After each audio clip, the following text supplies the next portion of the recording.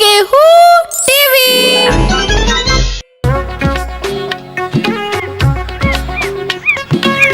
हयो सकाळे सकाळे कुआडे बाहरिलो कौन कल श्रीमती अनुकूल बिगाड़ी देल पछरु कहीं डाकिल काई पछरु डाकी देली कोन हे गेला कि पचारची परा कुआडे बाहरिच जंगल को सब दिन से जंगल को जाई कोन करजो के जानी तमे काहू बुझिबो मु कोन करूची आहे पशु पक्षी भाषा बुझिबा पई मु साधना करूची सबुदिन जंगल रे बुली बुली विभिन्न प्रकार पशु पक्षी स्वर शुणुची आ से माने कोन कथावार्ता होउचंती से कथा जानी परिवार कौशल हासिल करूची बुझिला पशु पक्षी भाषा बुझिले हमकु सेतिर कोन मिलिबो कहिलो हमर ब्राह्मण घर पुरोहित काम करबा हमर कुल बेउसा फॉलो करी पूजा पाठ मंत्र शिखिले लोके तुमको पुण्य पर्व की बाहाघर व्रत घर करबा को डाकंते ती पैसा रोजगार हुंता बुझिला श्रीमती तुमे तो खाली से रोजगार आ पैसा पत्र ए सब छडा किछे बुझिलनी मु जो विद्या हासिल करूची तार महत्व केते तमे बुझिबो कुआडू मोर से एणु तेणु कथारु कोन मिलिबो जे तमे तो पैसाटे रोजगार करी घर को आणुनो आमे गरीब लोक परिवार मु केमिति चलाउची से कथा मु जाने सुनो सुनो सुनो आमर ये दुख कष्ट बेसी दिन आ रहिबो नहीं देखिबो जो विद्या को तुमे आज बेखातिर करूचो सेई विद्या दिने केते काम रे लागिबो हौ मु जाउची मोर डेरी हे गलानी मु जाउची हे ठाकुरे यांको सद्बुद्धि दियो दिन सारा बायांको भली जंगल रे बुलुछंती घर परिवार कथा किछि चिंता नाही तमे तांको सद्बुद्धि दियो ठाकुरे सद्बुद्धि दियो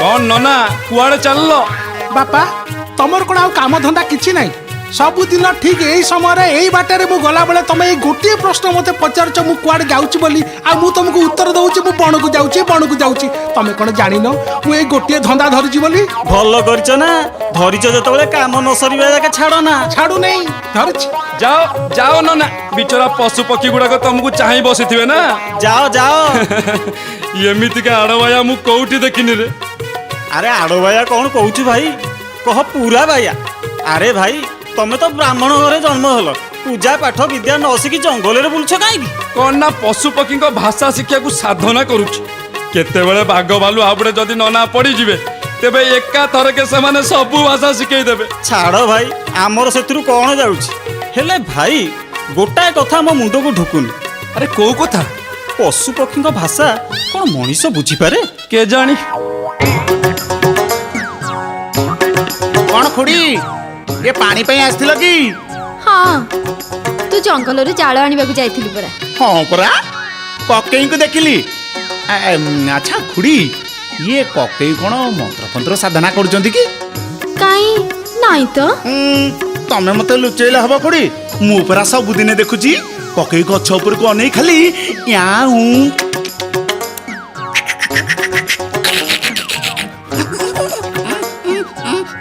एमती खाली होचंती अरे नाही से कथा न आउ कोन ताले ककई पागल हो गेलानी कि मु आछी खुड़ी तमे तांगु टिके जगी थिबो बुझिलो नहले से जो आरगा मधुकुमार भलिया मंत्र साधना करू करू पूरा पागल होई जिवे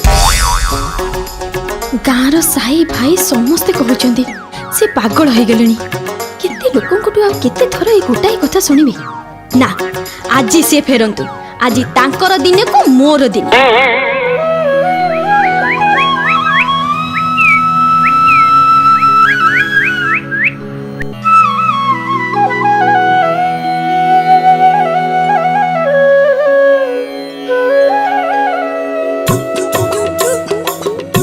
हयो श्रीमती ये संज नई आसलानी तमे एमती मुह फुले कहीं बसिच कौन हेची चल चल कौन अच्छी दीटा खाइबा देलो भारी भोक हेलानी भोक हेला बेली बदे घर कथा मने पड़ी गला नइले राती रे भी से बण रे रहि जाई थांत मु बण को जाउची बोली सबु बोले तमे मते खुंटा दउच आहे पशु पक्षी भाषा शिक्षा करबा को मु तो बण को जाउची चोरी करबा तो जाउनी तमे जोथि पई जाओ मोर सेत्रु कोन मिलिबो कहिलो हेले घर केमिति चलिबो से कथा तमे चिंता करबो ना माई पिलोकटे हे मु चिंता करबी नहीं नहीं माने मु चिंता करिबी ମାନେ କଥା କଣ କି ଶ୍ରୀମତୀ? ଆଜି ଘରେ ମୁଠାଏ ବି ଚାଉଳ ନାହିଁ।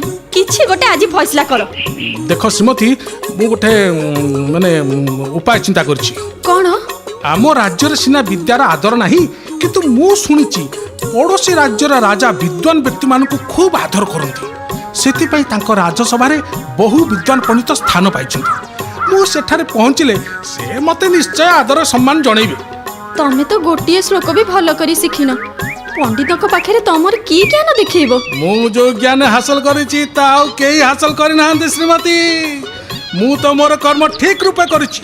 ଦେଖିବା ମୋ ଭାଗ୍ୟରେ କ'ଣ ଅଛି। ହଉ, କାଲି ସକାଳୁ ମୁଁ ପଡ଼ୋଶୀ ରାଜ୍ୟକୁ ଯାତ୍ରା କରିବି। ଆଉ ମନ ଉଣା କରନି। ଆସ, ଭିତରକୁ ଆସ। ହଉ ଚାଲ। ମୁଁ ନ ଖାଇ ତମ ପାଇଁ କାଲିର ବାସି ପଖାଳ ମୁଠାଏ ରଖିଥିଲି। ଖାଇଦେଇ ଶୀଘ୍ର ଶୋଇପଡ଼। କାଲି ସକାଳୁ ବାହାରିବ। ଆସ। ଚାଲ।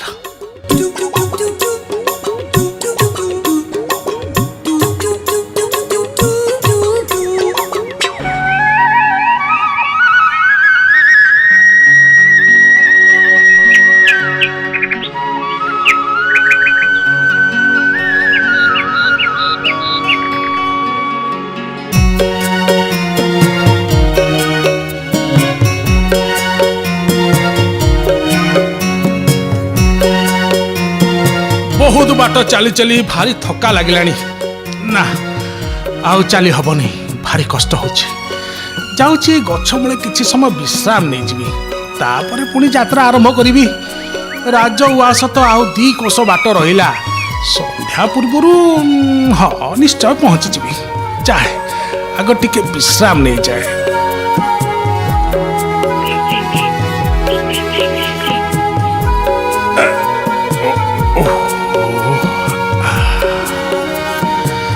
ଘରେ ସିନା ଏତେ କଥା କହି ଚାଲି ଆସିଲି, ହେଲେ ରାଜ୍ୟର ରାଜା ମୋ ଜ୍ଞାନ ଗାରିମାର ଆଦର କରିବେ ତ? ଶାସ୍ତ୍ର ପୁରାଣ କାବ୍ୟ କବିତାର ଆଦର ତ ଅଛି, କିନ୍ତୁ ପଶୁ ପକ୍ଷୀଙ୍କ ଭାଷା ବୁଝିପାରିବାର ବିଦ୍ୟାକୁ ରାଜା ଆଦର କରିବେ କି ନାହିଁ କିଏ ଜାଣେ। ଆରେ ଶୁଣ, ତତେ ଗୋଟେ ପ୍ରଶ୍ନ ପଚାରିବି, ତା ଉତ୍ତର କହିପାରିବୁ? ପଚାର ନା, ପଚାର। କହିଲୁ, ୟା ମାନେ କଣ? ଘସର ଘସର 15 ଘସର ଆହୁରି ଘସର ପାଣି। ତମେ ଯେଉଁ ପାଇଁ ନାସର ପସର, ଆମେ ସେ କଥାଟି ଜାଣି। କଣ କହିଲୁ? ଘସର ଘସର 15 ଘସର ଆହୁରି ଘସର ପାଣି।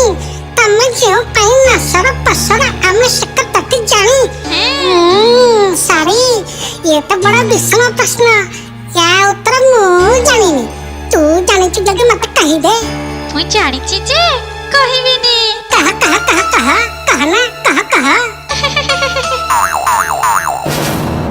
ଏ ଶୁଆ ସାରି ଦିଟା କ'ଣ ଉଡ଼ିଗଲେ? ଆଚ୍ଛା, ସାରି ଶୁଆକୁ କ'ଣ କହିଲା? ଘସର ଘସର 15 ଘସର ଆହୁରି ଘସର ପାଣି। ତମେ ଯେଉଁ ପାଇଁ ନସର ପସର, ଆମେ ସେ କଥାଟି ଜାଣି। କ'ଣ ୟାର ମାନେ ହେଇଥିବ? ମୁଁ ତ କିଛି ଅନୁମାନ କରିପାରୁନି। ମତେ ଯାହା ଲାଗୁଛି ଠାକୁର ବୋଧେ ମୋରି ଉପକାର ପାଇଁ ଏ ଶୁଆ ସାରିଙ୍କୁ ଏଇଠିକି ପଠେଇଥିଲେ। ଏ ପ୍ରଶ୍ନର ଉତ୍ତର ସେଇ ସାରି ଛଡ଼ା ଆଉ କେହି କହିପାରିବେନି। ଏହି ପ୍ରଶ୍ନଟି ପଚାରି ମୁଁ ରାଜାଙ୍କ ଦରବାରରେ ଯେତେ ପଣ୍ଡିତ ଅଛନ୍ତି ସମସ୍ତଙ୍କୁ ବିଦ୍ୟାରେ ପରାସ୍ତ କରିପାରିବି। ରାଜା ନିଶ୍ଚୟ ମୋ ଉପରେ ଖୁସି ହେଇଯିବେ। ନା, ଆଉ ଡେରି କରିବିନି। ଦରବାର ଭାଙ୍ଗିବା ଆଗରୁ ମତେ ଯାଇ ରାଜଉଆସରେ ପହଞ୍ଚିବାକୁ ହବ। ମହାରାଜାଙ୍କର ଆଜ୍ଞା ହେଲେ ମୁଁ ମୋର କ୍ଷୁଦ୍ର ଜ୍ଞାନ ବଳରେ ସଭାସଦମାନଙ୍କ ମନୋରଞ୍ଜନ ନିମିତ୍ତ ଏକ କବିତା ଆବୃତ୍ତି କରିବି। ଆବୃତ୍ତି କରିବା ହେଉ। ହରଣ ବାଡ଼ିରେ ଚରଣ ପକ୍ଷୀ, କୋଉ ଚଢ଼େଇର 3ଟା ଆଖି। ବା ବା ବା, ଚମତ୍କାର ଚମତ୍କାର। ଏହାର ଉତ୍ତର ଦିଅନ୍ତୁ ପଣ୍ଡିତେ। ମହାରାଜ, ଏହାର ଅର୍ଥ ନଡ଼ିଆ। କଣ ମୁଁ ଠିକ କହିଲି ତ ପଣ୍ଡିତେ? ପୁରାପୁରି ଠିକ। ଏହି ଅବସରରେ ମୁଁ ମଧ୍ୟ 2 ଧାଡ଼ି ଏ ସଭାରେ ପେଶ କରିବାକୁ ଚାହୁଁଛି। ହଁ, କୁହନ୍ତୁ କୁହନ୍ତୁ। ହଳଦୀ ଗୁରୁ ଗୁରୁ ରାମ ରାଉତ, ଘରେ ଭାତ ନାହିଁ ପୁଅ ବହୁତ। ହସନ୍ତୁନି, ଏ ରାମ ରାଉତ ଆଉ କେହି ନୁହେଁ, ପଣସ। ଆପଣ ଭାବନ୍ତୁନି ଏତେ ସହଜରେ ମୁଁ ହାର ମାନିଯିବି। କହିଲେ ଦେଖି, ଇଏ ପଦଟିର ଅର୍ଥ କ'ଣ? ସରଗ ସୂତା ଗଜ ମୁକୁତା, ଛେଚିଲେ ବକଳ ନାହିଁ ରେ, ଖାଇ ବହି ଦେଉଥିଲେ ବହି ଯାଉଥିବ ସଂସାର ଭିତରେ ନାହିଁ ରେ କୁହନ୍ତୁ ଉତ୍ତର ଦିଅନ୍ତୁ ପଣ୍ଡିତ ଉତ୍ତର ପାରିବେନି ଦିଅନ୍ତୁ। ମୁଁ ଜାଣିଛି ପାରିବେନି ମୁଁ କହୁଛି ଶୁଣନ୍ତୁ କୁଆ ପଥର ମହାରାଜାଙ୍କର ଜୟ ହେଉ। କି ସମ୍ବାଦ ଦୂତ? ମହାରାଜ ଜଣେ ବ୍ରାହ୍ମଣ ଆପଣଙ୍କ ଦର୍ଶନାଭିଳାଷୀ ସେ ନିଜକୁ ପଶୁପକ୍ଷୀଙ୍କ ଭାଷା ବୁଝିପାରୁଥିବା ପଣ୍ଡିତ ବୋଲି କହୁଛନ୍ତି। ଅବିଳମ୍ବେ ତାଙ୍କୁ ରାଜସଭାରେ ଉପସ୍ଥିତ କରା। ଯଥା ଆଜ୍ଞା ମହାରାଜ। ଇଏ ପଶୁ ପକ୍ଷୀଙ୍କ ଭାଷା ବୁଝିପାରୁଥିବା ପଣ୍ଡିତ ଇଏ କି ପ୍ରକାର ପଣ୍ଡିତ କି ଆଉ ମୁଁ ତ ମୋ କାନ ଉଠିଲା ଦିନୁ ଏମିତି ସାଧନା କଥା କେବେ ଶୁଣିନି। ନିଜକୁ ପଣ୍ଡିତ ବୋଲାଇ ଅନେକ ଦୂର ତ ଏ ରାଜ୍ୟରେ ବୁଲୁଛନ୍ତି। ହଉ ଆଗ ସେ ଆସନ୍ତୁ ପଣ୍ଡିତ ସଭାରେ ବଳେ ପ୍ରମାଣିତ ହେଇଯିବନି ଯେ ସତରେ ପଣ୍ଡିତ କି ଧୂର୍ତ୍ତ। ଆସିଲେଣି। ମହାରାଜଙ୍କର ଜୟ ହେଉ। ଆସନ୍ତୁ ଆସନ୍ତୁ ପଣ୍ଡିତ ମହାଶୟ ଆସନ ଗ୍ରହଣ କରନ୍ତୁ।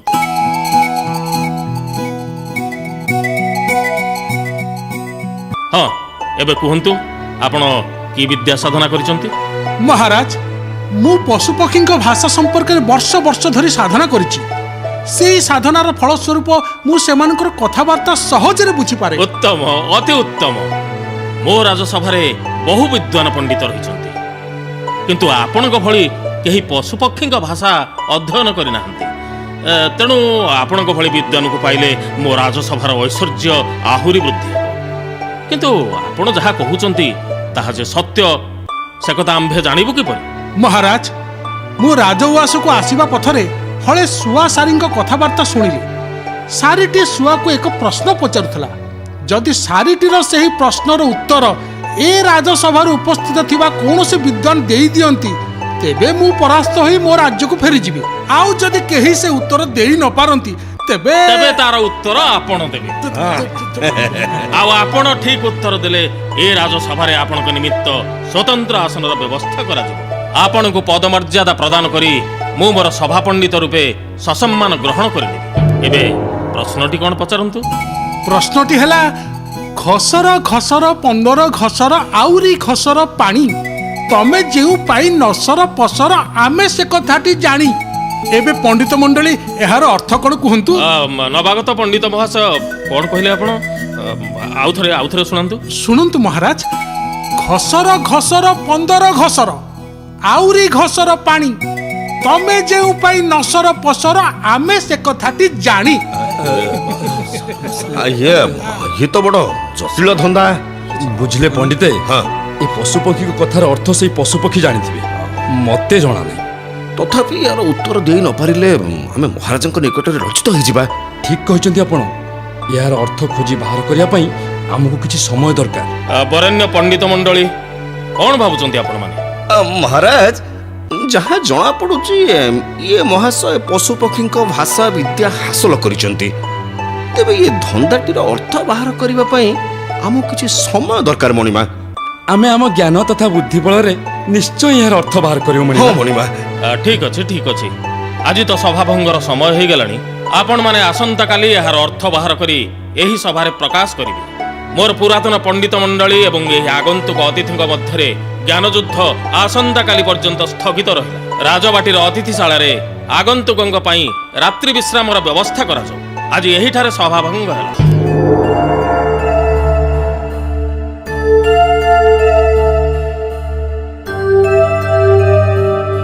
ନା ଏ ମହାରାଜା ଯେତେ ଦିନ ରାଜଗାଦିରେ ରହିଥିବେ ଆମର ଆଉ କିଛି ମହତ୍ଵ ରହିବନି।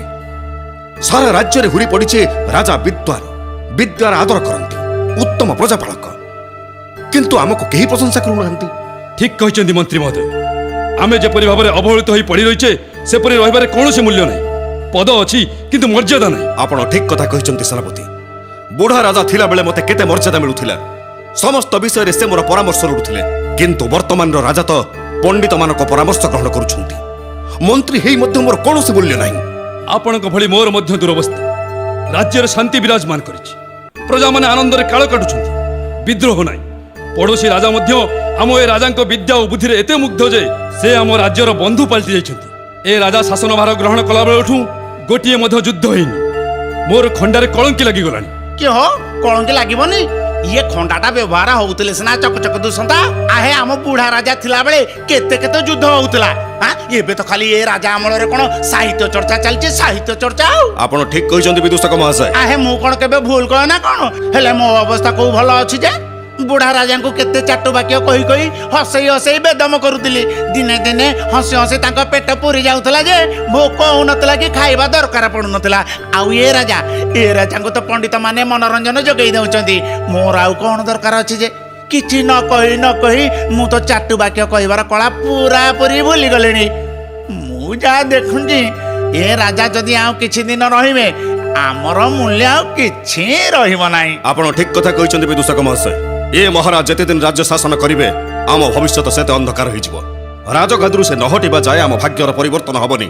ଯୋଉ ରାଜା ମନ୍ତ୍ରୀଙ୍କ ପରାମର୍ଶ ଗ୍ରହଣ ନ କରି ପଣ୍ଡିତଙ୍କ ମତକୁ ଗୁରୁତ୍ୱ ଦିଅନ୍ତି ସେ ରାଜ୍ୟରେ ଆମର ଭବିଷ୍ୟତ କ'ଣ? ଆପଣ ଉଚିତ କହିଛନ୍ତି ମନ୍ତ୍ରୀବର, କିନ୍ତୁ ରାଜାଙ୍କୁ ରାଜଗାଦିରୁ ହଟାଇବାର ଉପାୟ କ'ଣ? ଗୋଟାଏ ଉପାୟ ଅଛି। ଉପାୟ ଅଛି? ରାଜାଙ୍କୁ ଗାଦିରୁ ହଟାଇବାକୁ ହେଲେ ତାଙ୍କୁ ଦୁନିଆରୁ ସବୁଦିନ ପାଇଁ ହଟାଇ ଦେବାକୁ ପଡିବ। ମହାରାଜଙ୍କୁ ହତ୍ୟା କରିବାକୁ ହେବ। ଇଏ ତ ଅସମ୍ଭବ କଥା। ଅସମ୍ଭବ ନୁହେଁ, ଇଏ ପୁରାପୁରି ସମ୍ଭବ। ବୁଦ୍ଧି ଥିଲେ ସିନା ସବୁ ସମ୍ଭବ। ମୁଁ ସେ ବ୍ୟବସ୍ଥା ମଧ୍ୟ କରିସାରିଛି। ରାଜାଙ୍କ ମୃତ୍ୟୁ ପରେ ମହାମନ୍ତ୍ରୀ ବସିବେ ରାଜଗାଦିରେ। ସେନାପତି ମହୋଦୟ ହେବେ ମହାମନ୍ତ୍ରୀ। ଆଉ ବିଦୂଷକ ମହାଶୟ ଆପଣ? ମୋର କିଛି ପଦପଦବୀ ଲୋଡ଼ା ନାହିଁ ଆଜ୍ଞା। ମୁଁ ଯେମିତି ଅଛି ସେମିତି ରହିବି। ଆଉ ଆପଣଙ୍କ ଦୟା ହେଲେ ଯଦି କିଛି ସୁନା ରୂପା ମଣି ମୁକ୍ତା ଉପହାର ସ୍ୱରୂପ ଦିଅନ୍ତି ତେବେ ମୁଁ ମନା କରିବି ନାହିଁ। ମହାମନ୍ତ୍ରୀ ପ୍ରଥମେ ରାଜଗାଦିରେ ବସି ଯାଆନ୍ତୁ, ତାପରେ ତୁମେ ଯାହା ଚାହିଁବ ତାହା ପାଇବ। କିନ୍ତୁ ମହାରାଜାଙ୍କୁ ହତ୍ୟା କରିବାର ଉପାୟଟା କ'ଣ? ଉପାୟ? ସେ ଉପାୟ ମୁଁ ଆଗରୁ କରିସାରିଛି ନା। କାଲି ସକାଳେ ମହାରାଜାଙ୍କୁ ବାରିକ ଯେତେବେଳେ ଖିଅର କରିବ, ଖିଅର କରୁ କରୁ ତାଙ୍କ ଗଳାଟାକୁ କାଟିଦେବ। ତାପରେ ମହାରାଜା ଖତମ।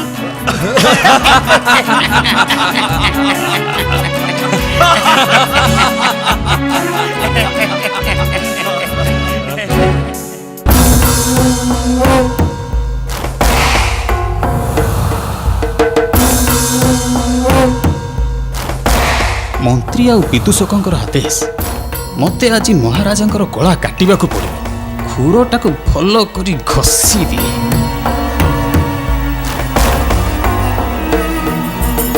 ଘସର ଘସର 15 ଘସର ଆହୁରି ଘସର ପାଣି। ତମେ ଯୋଉ ପାଇଁ ନସର ପସର ଆମେ ସେ କଥାଟି ଜାଣି। ମୁଁ କାହିଁକି ଖୁର ଘଷୁଛି ମହାରାଜ ଜାଣିପାରିଲେ କି? ଘସର ଘସର 15 ଘସର ଆହୁରି ଘସର ପାଣି। ତମେ ଯେଉଁ ପାଇଁ ନସର ପସର ଆମେ ସେ କଥାଟି ଜାଣି। କଣ ହେଲା? ମତେ କ୍ଷମା କରନ୍ତୁ ମହାରାଜ, ମୋର ଭୁଲ ହେଇଯାଇଛି, ମତେ କ୍ଷମା କରନ୍ତୁ। ଆରେ ଏମିତି କ୍ରନ୍ଦନ କରୁଛ କାହିଁକି? ପାଦ ଛାଡ଼। ଆଜ୍ଞା ମୋର କିଛି ଭୁଲ ନାହିଁ। ମତେ ମନ୍ତ୍ରୀ ସେନାପତି ଆଉ ବିଦୂଷକ ବାଧ୍ୟ କରିବାରୁ ମୁଁ ଆପଣଙ୍କ ବେକ କାଟିବା ପାଇଁ ଘସର ଘସର କରି ଖୁର ଧାର କରିଥିଲି। ମୋର କିଛି ଦୋଷ ନାହିଁ ଆଜ୍ଞା। ଓ ତମେ ମାନେ ତାହେଲେ ଏତେ ବଡ଼ ଷଡ଼ଯନ୍ତ୍ର କରୁଥିଲ ମୋ ବିରୁଦ୍ଧରେ? ମତେ କ୍ଷମା କରିଦିଅନ୍ତୁ। ମୁଁ ସେମାନଙ୍କ କଥା ମାନି ନଥିଲେ ସେମାନେ ମତେ ମାରି ଦେଇଥାନ୍ତେ। ମତେ କ୍ଷମା କରିଦିଅନ୍ତୁ ଆଜ୍ଞା, ମୋର କିଛି ଦୋଷ ନାହିଁ। ରାଜଗାଦି ଲୋଭରେ ସେମାନେ ଷଡ଼ଯନ୍ତ୍ର କରୁଛନ୍ତି। ହଉ ଠିକ୍ ଅଛି, ତୁ ଯା। ମୁଁ ସେ ଷଡ଼ଯନ୍ତ୍ରକାରୀ ମନ୍ତ୍ରୀ ସେନାପତି ଏବଂ ବିଦୂଷକଙ୍କୁ 18 ଦଣ୍ଡରେ ଦଣ୍ଡିତ କରିବି। ଆରେ କିଏ ଅଛ ରେ?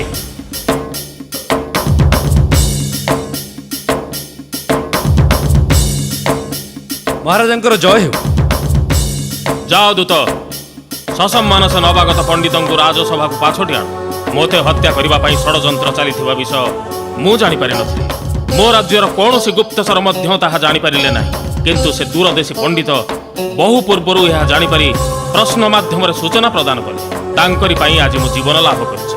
ଯାଅ ଦୂତ, ସାରା ରାଜ୍ୟରେ ଘୋଷଣା କରିଦିଅ ସେହି ନବାଗତ ପଣ୍ଡିତ ହେବେ ଏ ରାଜ୍ୟର ମହାମନ୍ତ୍ରୀ। ଆଜି ତାଙ୍କୁ ମନ୍ତ୍ରୀ ପଦରେ ଅଭିଷିକ୍ତ କରିବାର ସମସ୍ତ ବନ୍ଦୋବସ୍ତ କରାଯାଉ। ଯାଅ। ଯଥାଜ୍ଞା ମହାରାଜ।